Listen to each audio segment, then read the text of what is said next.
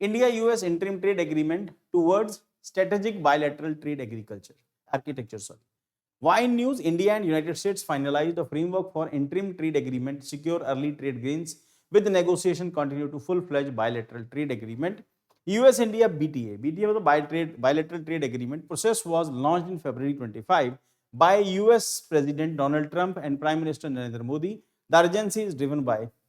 अब कुल मिला के हमें जरूरत क्यों पड़ी इंडिया और अमेरिका को इस डील को करने के लिए? सबसे पहले अमेरिका को सबसे बड़ा थ्रेट जो है वो चाइना से है. अमेरिका डोंट वांट कि चाइनीज इकोनॉमी अमेरिकन इकोनॉमी को ओवरराइड कर जाए, बाईपास कर जाए, और अमेरिका नहीं चाहता किसी भी कंडीशन में चाइना उसका कंपटीटर बने. तो अमेरिका काउंटर बैलेंस करने के लिए बेशक हमारी तरफ आ रहा है, हमें भी पता है, बट हमारा भी बेनिफिट है इसके अंदर अगर अमेरिका हमारी तरफ आता है तो. अब उसमें क्या है, सबसे पहला जो एस्पेक्ट है, इंडिया अमेरिका डील हुई क्यों है? सबसे पहले चाइना इकोनॉमिक राइज हुआ है, सप्लाई चेन डाइवर्सिफिकेशन है, चाइना +1, तो चाइना के साथ एक और को वो ढूंढ रहे हैं जो सप्लाई चेन को बैलेंस कर सके. देन उसके बाद एनर्जी सिक्योरिटी कंसर्न्स हैं, टेक्नोलॉजी एंड सेमीकंडक्टर कंपटीशन है, and Indo Pacific strategic convergence है. अल्टीमेटली अमेरिका एक ऐसा पार्टनर ढूंढ रहा है इस एरिया के अंदर जो चाइना को काउंटर बैलेंस कर सके, और इंडिया से बेटर अल्टरनेटिव अमेरिका को नहीं मिल सकता फिलहाल की कंडीशंस के अंदर. अमेरिका को भी अमेरिका जैसा एक पार्टनर चाहिए था जिसकी टेक्नोलॉजी एडवांसमेंट में, टेक्नोलॉजी अपग्रेडेशन में, इलेक्ट्रॉनिक इक्विपमेंट्स में, इन सब एरियाज में जो आज का फ्यूचर है उसमें हेल्प कर सके. देन उसके साथ साथ nature and scope of the interim agreement. The transitional but strategic agreement है, रेसिप्रोकल है, म्यूचुअल बेनिफिशियल दोनों को होगा, अदरवाइज ये समझौता कभी नहीं होता. फोकस ऑन क्विक डिलीवरेबल्स है इंस्टेड ऑफ एग्जॉस्टिव नेगोशिएशंस है, जल्दी जल्दी इस समझौते को इंप्लीमेंट करने के लिए दोनों जो कंट्रीज हैं वो एक्साइटेड हैं. देन उसके बाद serves as stepping stone towards comprehensive BTA. अब कुछ एरियाज हैं जैसे इंडिया का मेजर कंसर्न था कि हम लोग एग्रीकल्चर एरिया के अंदर आपके साथ कोऑपरेट नहीं करेंगे, एग्रीकल्चर प्रोडक्ट इंडिया में नहीं आएंगे. ये अमेरिका की इंडिया का प्राइम कंसर्न था कि अमेरिकन प्रोडक्ट इंडिया में नहीं आएंगे, एग्रीकल्चर प्रोडक्ट खासतौर के ऊपर. बट स्टिल कुछ प्रोडक्ट्स ऐसे हैं जिनकी इंडिया के लिए जो इंडिया में कम होते हैं या होती नहीं, या फिर उनकी जो कॉस्ट है वो बहुत ज़्यादा है, उनके प्राइसेस हैं जो बहुत ज़्यादा होते हैं, तो वो जो है वो किसी एक सोसाइटी के ऊपर, किसी एक उसके ऊपर बर्डन नहीं पड़े, तो गवर्नमेंट ऑफ इंडिया कुछ चीज़ों का इंपोर्ट कर सकती है जिनके इंपोर्ट से प्राइसेस को फर्क नहीं पड़ने वाला, या जो इंडिया में जिनकी प्रोडक्शन कंपैरेटिवली कम होती है या होती नहीं है. एग्रीकल्चर प्रोडक्ट है, डिजिटल ट्रेड हमने डिस्कस किया, market access, Indian American market दोनों के एक दूसरे का एक्सेस मिलेगा, tariff and non tariff barriers आएंगे. इंडियन कमिटमेंट क्या कहती है? टैरिफ लिबरलेशन है, India agree to eliminate and reduce tariff on किन किन चीजों पर? यूएस इंडस्ट्रियल गुड्स के ऊपर हम टैरिफ अपना कम करेंगे. इंडस्ट्रियल गुड्स के लिए हमारी भी रिक्वायरमेंट है, वी नीड टेक्नोलॉजी, उसमें टेक्नोलॉजी ट्रांसफर का भी एस्पेक्ट जरूर इसमें होगा, पर वो हिडन सब्जेक्ट होता है, वो कभी ओपन डील्स में नहीं आता. देन उसके बाद agriculture and food product including dried distillery grains, तो जो डिस्टिलरी ग्रेन्स होते हैं ड्राइड वो इंडिया में इंपोर्ट हो सकते हैं. एंड रेड सोरगम है, ज्वार कहते हैं इसको, तो ये लाल ज्वार है, इंडिया में इंपोर्ट होगा. देन ट्री नट्स हैं, जो नट्स होते हैं, काजू बादाम वगैरह, अखरोट वगैरह, ये सब इंपोर्ट हो सकते हैं. फ्रूट्स फ्रेश एंड प्रोसेस्ड दोनों तरह के फ्रूट्स. सोयाबीन ऑयल, इंडिया में सोयाबीन ऑयल की डिमांड कंपैरेटिवली ज्यादा है, हम वैसे भी इंपोर्ट करते हैं इंडिया में, जो ईडेबल ऑयल है इंपोर्ट होता है. और सोयाबीन के लिए हम लोगों ने इसको पहले भी डिस्कस किया हुआ है कि इंडिया को इसकी रिक्वायरमेंट क्यों है. वाइन एंड स्पिरिट्स हैं, ये हो सकता है, American wine and spirits India आ सकती हैं. अभी तक उसके ऊपर इंपोर्ट ड्यूटी काफी थी, वो ग्रेजुअली धीरे धीरे फेज्ड वे में हम लोग इसको कम कर देंगे. देन उसके बाद addressing non tariff barriers and NTBs हैं, India will work on reducing import licensing delay, revising technical standards and certification, removing barriers affecting medical devices, ICT goods, जो इंफॉर्मेशन टेक्नोलॉजी से जुड़ी हुई गुड्स हैं, मेडिकल डिवाइसेस, उसके ऊपर duty कम करेगा India. उसके पीछे लॉजिक ये है कि अगर मेडिकल गुड्स के ऊपर इंपोर्ट ड्यूटी कम होगी तो उससे एडवांटेज ये होगा कि इंडिया में जो हेल्थ सेक्टर है वो ज़्यादा स्ट्रांग होगा. देन उसके बाद फूड एंड एग्रीकल्चर, और इससे कॉस्ट भी कम होगी, जो हमारे जो मेडिसिनल जो खर्चे हैं वो कंपैरेटिवली कम होंगे. इंश्योरेंस सेक्टर को भी बूम मिलेगा, गवर्नमेंट ने फोकस किया है तो जीएसटी कम किया इंश्योरेंस सेक्टर के ऊपर, तो उसमें भी एडवांटेज मिलेगा. देन फूड एंड एग्रीकल्चर, ये भी इसमें एडवांटेज रहेगी. देन टाइमलाइन है, अलाइनमेंट विद द यूएस और इंटरनेशनल स्टैंडर्ड्स विद इन 6 महीने के अंदर इंप्लीमेंट हो जाएगा. सिग्निफिकेंट क्या है? NTB often function as hidden protectionism, their removal indicates regulatory convergence and signal seriousness in trade reforms. US commitments क्या कहती हैं? Tariff reduction for Indian exports, तो किन किन चीजों के ऊपर? जेनरिक फार्मास्यूटिकल्स, इंडिया हमने डिस्कस किया था कि फार्मास्यूटिकल्स का हब है इंडिया, वहां का फाउंटेन है फार्मास्यूटिकल का, तो यहाँ से जो जेनरिक मेडिसिन होंगी अमेरिका को एक्सपोर्ट होंगी. Then gems and diamond, India बहुत बड़ा एक्सपोर्टर है सर्विसेज के अंदर, जेम्स एंड डायमंड में दुनिया से रॉ डायमंड और या फिर रॉ गोल्ड आता है, इंडियन कारीगर उसके ऊपर कारीगरी करते हैं, फिर यहाँ से एक्सपोर्ट होता है और इंडिया बहुत बड़ा एक्सपोर्टर है डायमंड का।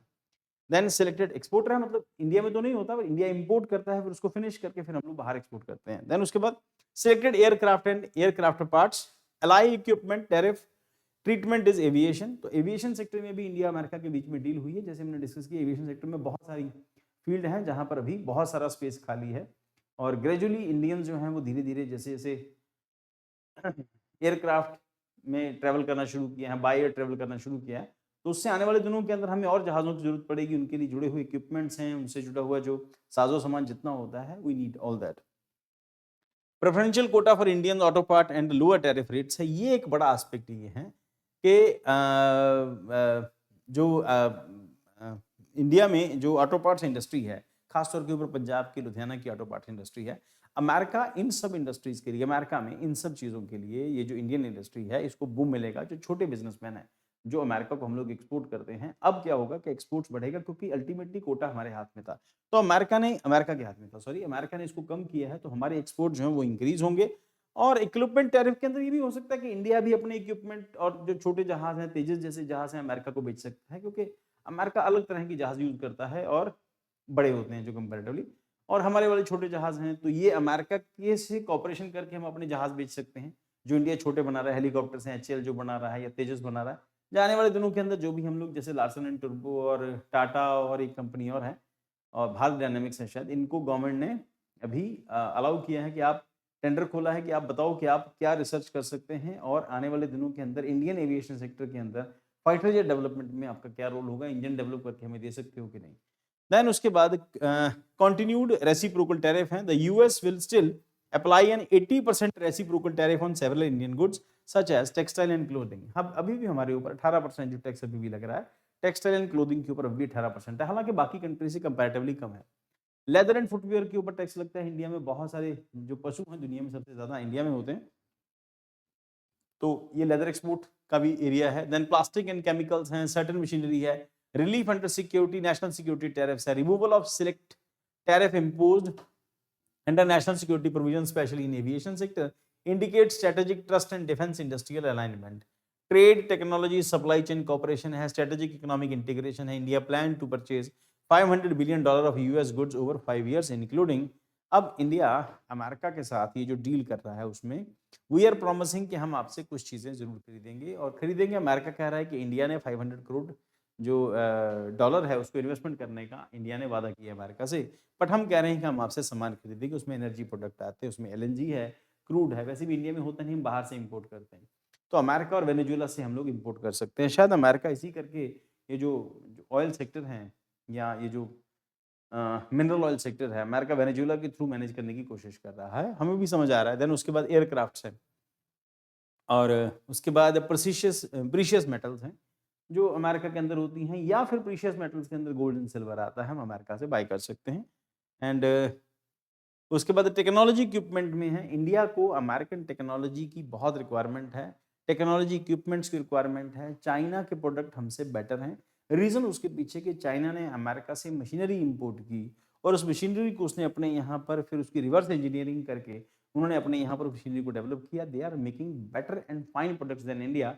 जो अभी रिसेंटली प्राइम मिनिस्टर का जलंधर में जो भाषण हुआ था उसमें उन्होंने यही कहा था कि हमें जो अपने प्रोडक्ट हैं उनकी क्वालिटी को इम्प्रूव करना होगा, और क्वालिटी इंप्रूवमेंट तब होगा जब हम बेटर टेक्नोलॉजी की मशीन्स इंडिया आएंगी। That is possible through this agreement. और अमेरिका काफ़ी लंबे टाइम से इंडिया वाज सीकिंग कि आप हमें कुछ मशीनरी जो है इंपोर्ट करना, जो उसके लिए आप हमें टेक्नोलॉजी ट्रांसफर भी करो ताकि हम जो मशीन इंपोर्ट करें उसके साथ टेक्नोलॉजी भी ट्रांसफर हो, so that we can manufacture those machines and by those machines we can manufacture Indian product at international level. Then उसके बाद टेक्नोलॉजी इक्विपमेंट, कुकिंग ऑयल वगैरह जो है, कुकिंग ऑयल की खासियत ये है, कुकिंग कोल सॉरी, तो कुकिंग कोल इंडिया में जो कोल होता है वो कंपैरेटिवली बहुत अच्छा नहीं होता, और एंथ्रासाइट सबसे अच्छा कोल होता है जो वहाँ मिलता है जहाँ पर दुनिया में सबसे पुराना कोल है, और वो जो पीरियड है कार्बोनिफेरस पीरियड का कोल अमेरिका में होता है, ये कार्बोनिफेरस का कनाडा के अंदर होता है, ऑस्ट्रेलिया में होता है, कुछ एरियाज में चाइना में भी होता है।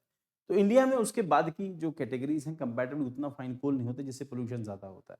तो कोकिंग कोल हम लोग ऑस्ट्रेलिया से भी इंपोर्ट करते हैं, अमेरिका से भी इंपोर्ट कर लेंगे, उससे इंडिया को खास फर्क नहीं पड़ेगा क्योंकि हमारी रिक्वायरमेंट है।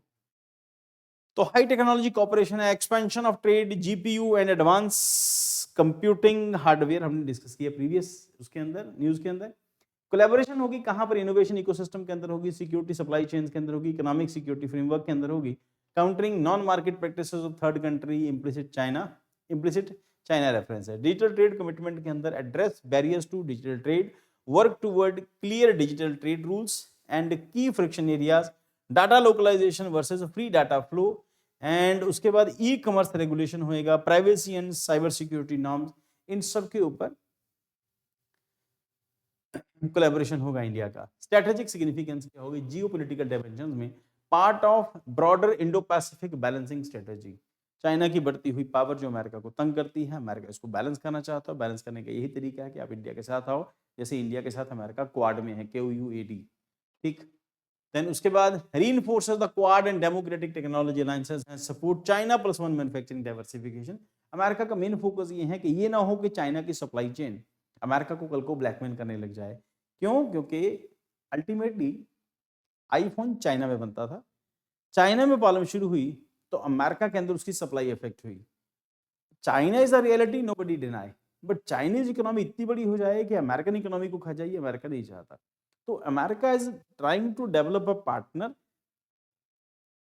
चाइना लाइक पार्टनर जो अमेरिका का लाइक माइंडेड हो, अमेरिकन डेमोक्रेसी की तरह उस कंट्री में भी डेमोक्रेसी हो। अब डेमोक्रेसी के साथ कई सारी चीजें नेगेटिव पॉजिटिव कई सारे एस्पेक्ट्स होते हैं, वो एक अलग एस्पेक्ट है। अमेरिका डिस्टेबलाइज करने की भी कोशिश करता है सरकारों को, वो दूसरा एस्पेक्ट, हम उधर नहीं जाएंगे अभी। प्लस ये कि हम लोग चाइना के अल्टरनेटिव के तौर पर उभर रहे हैं, बट इंडिया अपने आप को एस्टेब्लिश नहीं कर पाया फिलहाल तक, खासतौर के ऊपर इलेक्ट्रॉनिक इक्विपमेंट सेक्शन के अंदर, क्योंकि वर्ल्ड का 90% इक्विपमेंट्स हैं, चाहे वो मोबाइल फोन्स हैं चाहे वो लैपटॉप्स हैं, वो चाइना में ही बनते थे। अब उसमें जो हम लोगों ने डिस्कस किया, जो जीपीयू सस्ता हो जाने से हो सकता है इंडिया में लैपटॉप मैन्युफैक्चरिंग या इस तरह की मैन्युफैक्चरिंग इंडिया में भी स्टार्ट हो जाए। देन उसके बाद GPU and semiconductor access strengthen AI competitiveness. उसके बाद सेमीकंडक्टर एंड जीपीयू, जिसको अमेरिका ने हमें एक्सेस दिया, प्लस अमेरिकन कंपनीज इंडिया में आएंगी, सेमीकंडक्टर बनाएंगी, एडवांस चिप्स बनाएंगी, तो उससे इंडियन एक्सपोर्ट जो है वो ऑब्वियसली वो सॉफ्टवेयर एक्सपोर्ट भी और वो हार्डवेयर एक्सपोर्ट भी इंडिया से बढ़ेगा। इंडिया टारगेट कर रहा है कि हम लोग हार्डवेयर भी एक्सपोर्ट करें, और उसमें हम लोगों ने डिस्कस किया था एलईडी को लेके भी गवर्नमेंट ने अपनी तरफ से कुछ कमिटमेंट दी है, गवर्नमेंट फंडिंग कर रही है। की चैलेंजेस क्या होंगे एग्रीकल्चर सेक्टर के अंदर, यूएस फार्म एक्सपोर्ट्स में pressure Indian farmers, reciprocal tariff हैं, लेबर इंटेंसिव सेक्टर हैं, टेक्सटाइल लेदर में सफर, इससे कुछ होगा, कई इफेक्ट होंगे हमारे पास। Pharmaceutical subject to US investigation and compliance risk, America check करेगा, अगर उसको लगेगा तो फिर वो अलाउ करेगा। डिजिटल ट्रेड के अंदर conflict between data sovereignty and open digital market, बस यही एक एस्पेक्ट है। कुछ कुछ तो फ्लॉज होते हैं, इसके अंदर भी कई सारे फ्लॉज होंगे। ऑब्वियसली गवर्नमेंट ऑफ इंडिया हमसे ज्यादा इंटेलिजेंट है, वो बहुत सोच समझ के डिसीजन लेगी। Then regulatory capacity ensuring NTB reforms actually implemented. Key forward, fast track conclusion and operationalization of ITA provisions, build a trust through visible early harvest outcome है, protect sensitive sectors हैं, had faced tariff reduction and safeguards, align digital governance with the global best practice while preserving data sovereignty. तो strengthen dispute resolution mechanism, ये सब आप देख लेना बेटा। उसके बाद कंक्लूजन के अंदर, India US interim trade framework is not merely a tariff cutting exercise but a strategic recalibration of economic relations in a shifting global order. It reflects convergence of technology, energy, geopolitical interest, while acknowledging persistent trade sensitivity. If implemented effectively, the ITA deepen supply chain resilience, enhance India's integration with global value chains. ये सब आप उसका